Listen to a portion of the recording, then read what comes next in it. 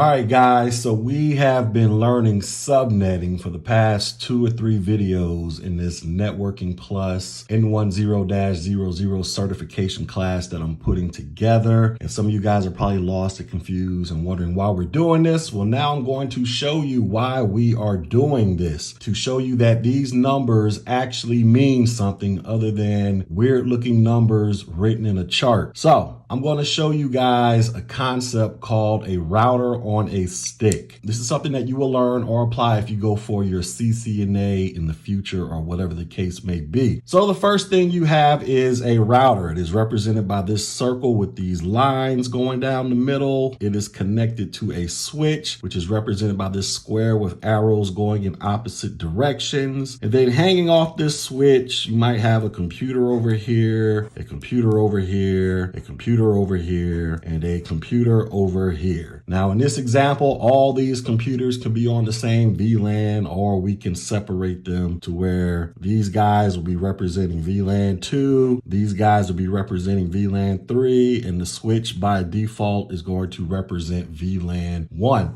And if you don't know what a VLAN is, it stands for Virtual Local Area Network. Basically, VLANs allow for you to logically divide a switch into separate networks. So VLAN 1, 2, and 3, these would all be 3 separate networks. And in order for a computer over here in VLAN 2 to communicate with a computer over here in VLAN 3, they would have to pass their traffic through the router, come back down, and then they could receive the message. If they were all in the same VLAN, VLAN 1, if this computer wanted to communicate with this computer over here, they would only have to pass traffic through the switch to get to the other device. But being that they have been logically separated onto one physical switch, they have to use a router. Why? Because routers connect networks to networks. So if you're a little lost or confused about that, I advise you to go back and check out some of my earlier videos that explains this concept. So now what we're going to do, we're going to talk about actually subnetting an IP address. So just imagine that this router, this switch, and these computers are all in the TechG Corporation right now. And within the TechG Corporation, we have paid for some internet service from Comcast or whoever else is out there, and they said, hey, this right here is your IP address that you are going to use for your network. So basically this IP address is essentially the public IP address for this router that is communicating with the devices owned by Comcast, so that I can go out there and live my wildest fantasies surfing the internet. Okay. Now, within this network, I want to go ahead and subdivide this IP address so that I can allocate IPs for this device, this device, this device, this device, and any other device that I want. Now, within this example of the TechG Corporation, I want to have sections. Now, currently TechG doesn't make a lot of money, so all I can afford is a router and a switch, right? But I do have enough money to have a couple different departments. So let's just say that this is my marketing department over here, and this is my HR department over here, and we're all connected to the same switch, and we'll call this switch SW.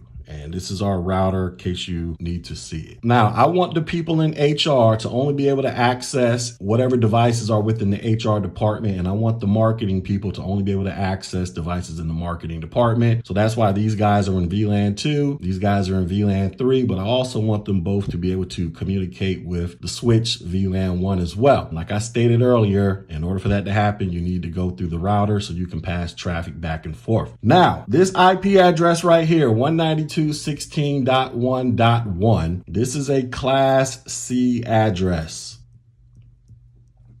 And if you guys recall, a Class C address is basically a classful IP address, and it ranges from 192 to 223. All right. So basically any IP address between 192.0.1.1 all the way through 223.255.255.254. That is what a Class C IP address is. So now, that is what the ISP has given me. They said, hey, this is your quote unquote street address for your router over here. Now, we all know with routers, if you've been paying attention to my class, you got a public IP address and you got your private IP address. And within the router, they perform this thing called NAT, network address translation, so that basically you can quote unquote disguise all the IP addresses within your network. So when external networks are communicating with your network, the only IP address they see is this one right here. But now within this network, I want to go ahead and subdivide or subnet this network so I can allocate IP addresses to all these random devices over here in their particular VLANs. And the reason I want to do this is because it is going to make it much more easier and manageable to deal with a smaller collection of IP addresses. So we're going to go ahead and subdivide that. So before we get started, what we need to do is this. I need to first determine how many addresses do I actually need. So let's go to our marketing department over here. Let's just say our marketing department, I need 100 IP addresses for marketing. And then for my HR department, I need 50 IP addresses. And then for my switch, I need 6 addresses. And then for my router, I need 2 addresses. And this is my starting IP address right here, which once again is a /24 CIDR notation address or Class C address, right? So now we're going to go ahead and begin the construction of what is called a VLSM chart, or a variable length subnet mask chart. This is what's going to allow for us to get back over here and figure out what IP addresses we can assign to various devices within the network. So like I said earlier, we're going to need 100 IPs for the marketing department. We're going to need 50 IPs for the HR department. Our switch is going to need 6 IPs for whatever reason. And our router is going to need 2 addresses in order to make this thing work. And once again, our starting IP address is 192.16.1.1. That is our starting IP address over here. So let's go ahead and start constructing this chart. So first thing we're going to do, we're going to put what is the name column. Then we're going to have the number of hosts that we're going to need. We're going to need to know our incremental value, also known as our positional value. And I'll explain all this as we go along. We're going to need to know our network ID. We're going to need to know our gateway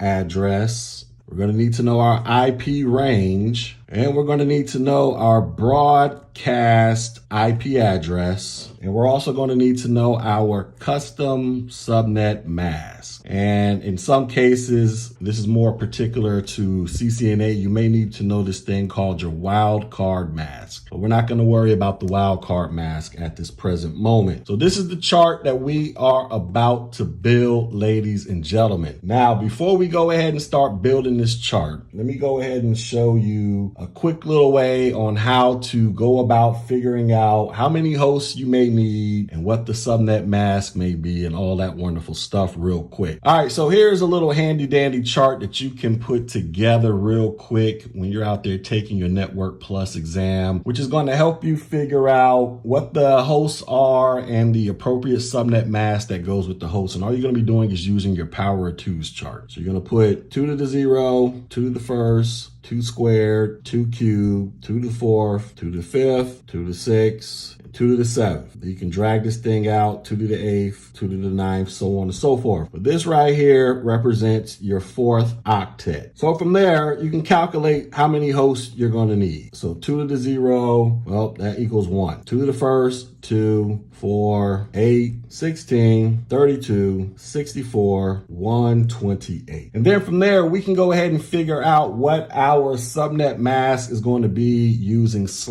notation. So if you got one host right here, basically that means you're going to have a /32 for your subnet mask. Over here, you're going to have a /31, /30, /29, /28, 27, 26, and /25. That's what your subnet mask is going to be. Now, if you want to know what this actually looks like in binary notation, basically this will look like this. You would just have the first 32 bits turned on, if you recall from my last video. So you have 1, 2, 3, 4, 5, 6, 7, 8. 1, 2, 3, 4, 5, 6, 7, 8. 1, 2, 3, 4, 5, 6, 7, 8. So that's 24, 25, 26, 27, 28, 29, 30, 31, 32. What is that? 1, 2, 3, 4, 5, 6, 7, 8. All right, so all of them are turned on. I don't know why I didn't just put that together real quick. /31, same deal. 1, 2, 3, 4, 5, 6, 7, 8. 1, 2, 3, 4, 5, 6, 7, 8. 1, 2, 3, 4, 5, 6, 7, 8. 1, 2, 3, 4, 5, 6, 7, and a 0. So in the /31, basically you have 31 bits turned on. 1 bit is reserved for the actual host. Over here, you're going to need at least 2 IP addresses that are going to be used for assigning IPs to devices. And I'll explain all that as we go along. But basically, instead of you sitting around here drawing out all of your binary, you can just go ahead and remember this / notation in conjunction with the host, and that'll help you out and expedite this process a whole lot faster. So now let's get back to our chart over here. So like I stated, this is the IP address that has been assigned to us, 192.16.1.1/24. We need 100 devices that can have IP addresses for our marketing department. We need 50 devices for our HR department that can have IPs. Our switch needs 6 IPs for some weird reason, and our router is going to need 2 IP addresses. Now, when we begin this process, we need to start figuring out how to subdivide this network or subnet this network for the one that has the highest requirements, which will be 100. So we come over here, we put marketing, and we need 100 devices over here, or 100 IPs, I should say. Now we need to figure out how many hosts do we need. So what we're going to do with each of these numbers, 100, 50, and 6, we're going to add the number 3 to all of these numbers. So 100 plus 3 is going to give me 103. 50 plus 3 is going to give me 53, and 6 plus 3 is going to give me 9. And the reason why we're adding 3 is because the 100, that actually represents the actual devices that are going to be assigned IP addresses within this little network that I set up over here. Now we're adding 3 because we also have to take into account for the IP address for the network ID, the gateway IP address, and the broadcast IP address. The network ID, this is basically the identification for this network right here. It's essentially almost the same thing as the main IP address that was assigned to us from the ISP, but now we are acting like our own quote unquote ISP, and we need to first and foremost identify the network that these devices are going to reside on. So that's how we get to the network ID. Then we also have to identify the gateway IP address. And the reason we're doing that, so when we're out here sending messages around, we need to tell these messages what is the gateway IP address that they need to go find in order for them to get out onto the wild internet or communicate with somebody else in another network. And typically your gateway IP address, at least within this setup, is going to be the private IP address associated with this router for this overall network. But within this little tiny network, we're creating a separate gateway IP address, which will be programmed into this router, but we're not going to go too far into that for this video because that's more of a CCNA related topic. But basically, we need that gateway IP address. So when I start pressing 1s and 0s and sending messages, these messages know, hey, I need to go find a certain gateway IP address so I can escape my network and go communicate with somebody over here or go talk to the router so I can get out to the greater internet. And then we also need to identify what is called the broadcast IP address. The broadcast IP address is essentially the last IP address before you begin the next network. And then everything in between the gateway and the broadcast is your IP range. This is where you will pull IP addresses from to assign to these 100 devices over here. And then the custom subnet mask, this basically identifies the portion of the network that all of this stuff is going to reside on. So go look at my previous videos where we're talking about this and I explain that in greater detail. And the wildcard mask, we're really not going to focus on this for this particular lesson. This is something that you'll need to know when you are going for your CCNA. And I'm just trying to keep this as simple as possible so that we can make sense of why we're doing this in the first place.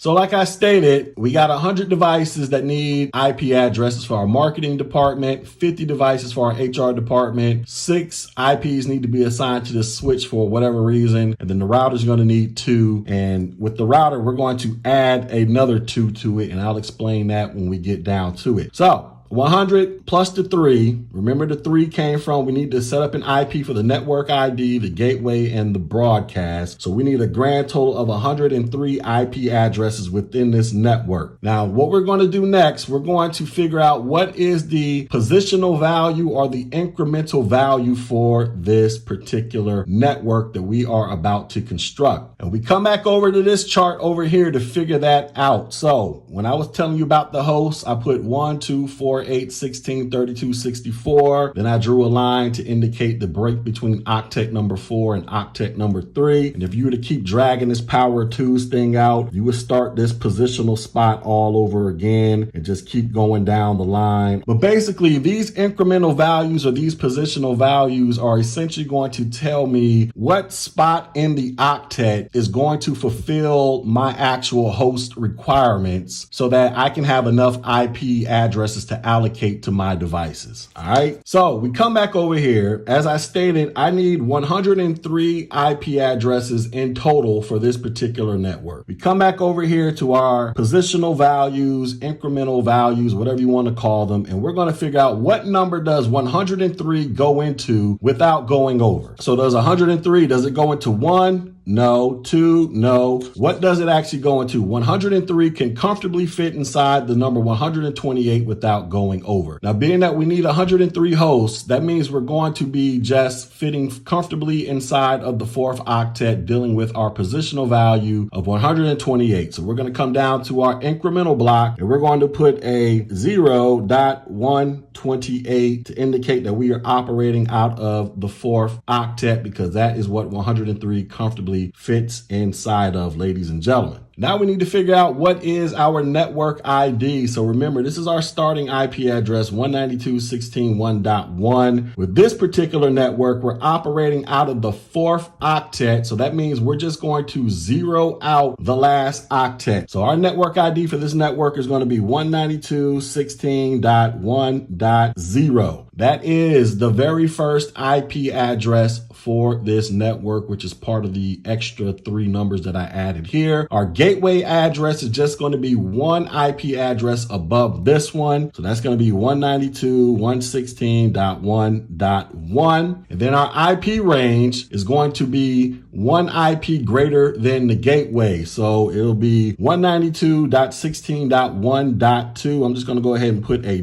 .2, and we're going to stop right there. Now we're going to go ahead and start trying to figure out our requirements for the HR department that requires 50 hosts. So we come back down here, we identify HR. We said we needed 50, but we're going to add 3 to get 53, because remember, we got to create an IP address for the network ID, the gateway, and the broadcast. And then we're going to go ahead and figure out our incremental value for this particular network. So we come back over here, we said we need 53 IPs. What number does 53 go into without going over? We see it goes into the number 64. And being that we're working out of the 4th octet, our incremental value is going to be 0.64. And now we're going to go ahead and we're going to figure out the network ID. So this is what we're going to do to figure out the network ID for the HR department. We're going to take the network ID of the marketing department and add it to the incremental value. So we're going to take 192.16.1.0 and add it to 0.128. Essentially, we're just going to be adding the 4th octet number. So 128 plus 0 is going to give us our starting network ID for HR department. It's going to be 192.16.1.128. That is our network ID for the HR department. Basically, this is the starting point for this network right here. And then the same thing applies with the gateway. It's going to be 192.16.1.129. Just one IP address greater than the network ID. And then our IP range is going to start off with a .130. Now, we can use this number to go ahead and figure out what is the broadcast number for the marketing department, because like I told you guys, the broadcast IP address is the last IP address before you start the next network. So all we're going to do is just subtract one IP address from the network ID of the HR department, and the broadcast IP address for the marketing department is now going to be 192.16.1.127. And now we can figure out the last IP address of the IP range where we can pull IP addresses from. And in this example, it is going to be a .126. So everything between 192.16.1.2 through 192.16.1.126, this is where we can assign IP addresses to all of the devices within the marketing department. And as you can see, this is a grand total of 124 IP addresses, I believe. That is enough IP addresses to cover our requirements of 100 devices needing IP addresses. Now we can come over here and figure out our custom subnet mask, and that is real simple. All we got to do is just go back and look at our chart up here. We stated that we needed 103 hosts. 103 went into the number 128, and that gives us a /25 IP address. And if you want to write this out in this binary equivalent, it's going to look like this. It's going to be 1, 2, 3, 4, 5, 6, 7, 8. 1, 2, 3, 4, 5, 6, 7, 8. 1, 2, 3, 4, 5, 6, 7, 8. 1, then 7 zeros. 1, 2, 3, 4, 5, 6, 7, 8. Wait, 1, 2, 3, 4, 5, 6, 7, 8. I put too many zeros on it. So that's what it's going to be. When written out in this binary equivalent, your subnet mask is going to be 255.255.255.128. So that is your actual subnet mask, 255.255.255.128. We just shortened it out and put /25. I mean, you can write it out if you want. It doesn't really matter. So there's another way you can figure this out for those of you who like math. So there's an actual formula for this. So basically the custom subnet mask, it equals the number 256 minus the network hosts. So 256 minus the network host equals the custom subnet mask. So basically you can just do 256 minus our network host, or our incremental value of 128 or 128. So 256 minus 128 is going to give you 128 over here. Since we're working out the fourth octet, it's going to be over here. So those of you who like math, that is a quick little easy formula. Custom subnet mask, 256 minus the network host, or the incremental value, I should say. And then that's going to tell you what your actual values are going to be for your custom subnet mask. Or you can do it the binary way, or you can just remember this easy little chart that I just showed you right here. Totally up to you. So now getting back to our chart over here. So we have pretty much solved all of our requirements for the marketing network. Now we're going to solve the IP address requirements for the HR department. So once again, we got 50 devices that need IP addresses. We add 3 because we got to account for the network ID, the gateway, and the broadcast. We figured out the network ID by taking the previous network ID and adding the incremental value to give us our current network ID, which then told us what our gateway IP address is going to be, which is just one IP greater than the network ID. Then it also told us our starting IP address, that we can start dishing IP addresses out to devices, and that's going to be a 130, which is just one IP greater than the gateway. So now we got that far. So now we need to go ahead and figure out the requirements for the switch. So we got our switch over here. I said we need 6 IP addresses for whatever reason. We're going to add 3. So that means we're going to have a host requirement of 9. We're going to go ahead and figure out our incremental value. So we come back over to this chart here. What number does 9 go into without going over? And we see it goes into the number 16 without going over. So that means we're working out the fourth octet still. So now we got a 0.16. So now we can go ahead and figure out the network ID. So we're going to take HR's network ID, add this incremental value, and that's going to give us the network ID for the switch. So 128 plus 64 equals 192. So our network ID for the switch is going to be 192.16.1.192. That's going to be our network ID. Our gateway is going to be 1 greater than the network ID. So 192.16.1.193. That is our gateway IP address. And then our IP range is going to start with one IP greater than the gateway. So that's going to be .1 194. Now we can go ahead and use this information to solve for the broadcast for the HR department. So we go to our network ID and we just subtract one IP address to get us 192.16.1.191. And then from there, we're just going to subtract one IP address from the broadcast to get our last IP address of the IP range, which is going to be 190. So right here, we're looking at 60 IP addresses that we can assign to the HR department, even though the HR department only has a requirement of 50. Well, 60 is enough to cover all to meet this requirement right here. And then also we can go ahead and figure out our custom subnet mask based off of our incremental value of .64 or our positional value. And we come back over to our chart. 64 is going to yield us a /26 custom subnet mask. So now we solved all this for the switch. So now we need to go ahead and figure out the requirements for the router. Now with the router, we got a requirement of 2, but we're going to add an additional 2 IP addresses for the router to come up with 4 total hosts. And why are we doing that? Because we need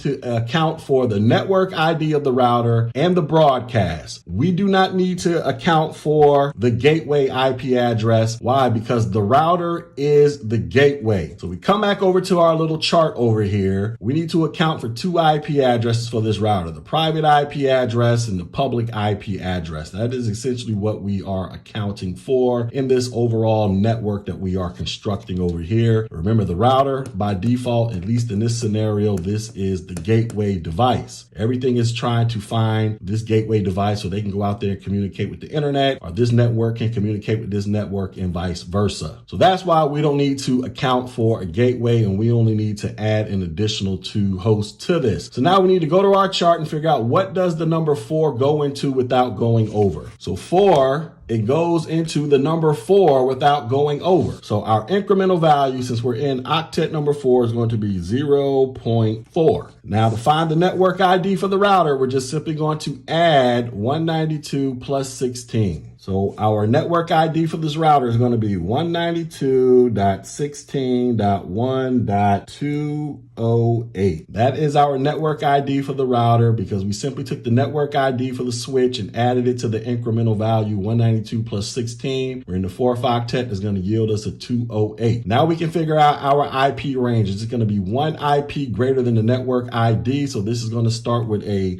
.209. And then also we can use this number to figure out the last IP address of the switch. So we're just going to subtract one IP, and that's going to give us a .208. So that'll be 192.16.1.207. And then from there, we can just subtract one IP address, and that'll give us a .206. So all these IP addresses, that's a grand total of like 12 IP addresses. That'll meet all of our requirements over here for 6 IPs, or a grand total of 9 IPs. So we can, dish out IPs all over the place if we need to. And then we get back over here to our incremental value, .16, come back over here, 16 yields a /28 subnet mask. And now we're going to drag this thing out one more step so we can figure out this same information for the router. So we're going to take our network ID for the router, .208, and add 4 to it. And that's going to give us 192.16.1.212. We're going to subtract 1 from this miscellaneous network so we can figure out our broadcast. That's going to give us 192.16.1.211. And then we're going to subtract 1 from the broadcast of the router to figure out the last IP that's ending for this particular device. And that's going to give us a .210. So essentially 2 IP addresses, .209 and .210, that are going to be assigned to this device if we want. And then from there, we can also take our .4 and figure out what our custom subnet mask is. So we come back up to our chart. We see our positional value of 4 is going to yield a /30. And basically a /30 is a .252. So this would be 255.255.255.252 once you crunch out the binary and work its way all the way out. So in a nutshell, ladies and gentlemen, this is what a VLSM chart looks like when you are trying to subnet a network so that you can have IPs that are way more manageable to deal with when you are going through trying to subnet the network beyond just the initial IP address that you were assigned from your ISP. So in this example here, we have our marketing department. They represent VLAN 1 or VLAN 3 or whatever. It doesn't even matter. They represent VLAN 3. And we said we needed 100 devices to assign to IP. So let's just imagine that in this network, there are 100 computers hanging off this switch in VLAN 3. Well, from here, when we go through and start programming our computers to bring them to life, if we're doing this manually, these are the IP addresses that we are going to assign to these devices. So this device right here might be .2, and this one might be .3, .4. We have options all the way up to .126. For HR, we said we needed 50 devices to have IP addresses. So this is our HR department. So imagine there are 50 computers hanging off this switch in VLAN 2. We come to our IP range. We have everything from .130 all the way to .190, a grand total of 60 IP addresses. So this one could be .130 and this one could be .131 all the way up to 190 if we want. And then from so on and so forth. And then once we actually get inside of the computer, if we were to manually do this, it's going to ask you for the IP address, the gateway IP address for the network, and the subnet mask. So you would just easily come back to your chart. So let's just say we're programming up this computer. We give it the IP address of 192.16.1.130 because this is the HR department. Well, from this chart, we already know what the IP address for the gateway is going to be. And we also know what the subnet mask is going to be for this particular device in this network. And you would do the same thing for this one over here. And then you come over to VLAN 3, marketing. Like I said, we gave this one an IP address of 192.16.1.2. And then this guy will be .3. So if we go in here and manually program up these two computers, we already know what our gateway IP address is going to be. And we know what our custom subnet mask is going to be for this device so that it can properly communicate on the network. And then we also know what the information for the switch and for the router is going to be. Anyways, I just wanted to show you guys this real quick, even though it's probably been like a 30-minute long video or something like that, as to what all this madness means when we were going through subnetting, learning about classful subnetting, classless subnetting. Well, this is what these numbers actually represent when people start talking about subnetting. This basically allows for you to create networks inside of a grander network so you can easily manage this thing better, because yes, even though I have them logically separated on the switch, I might have another switch hanging off this router over here to create another little network. I could throw some firewalls up in here. I can get real funky out in these streets if I really wanted to. But this VLSM chart, this is what allows for you to create a manageable pool of IP addresses to deal with. That's why we go ahead and subnet this thing down based off of our specific requirements that we need for our network needs. So that is why we do subnetting in a nutshell, ladies and gentlemen. Now, if you felt like you've gotten something valuable out of this information, go ahead and hit the like, share, and drop a comment. But most importantly, subscribe to this channel. Also, go check out my website, Technology G, so that you can get read up on the latest and greatest to help you successfully pass the CompTIA Network Plus N10-007 certification. And until next video, ladies and gentlemen,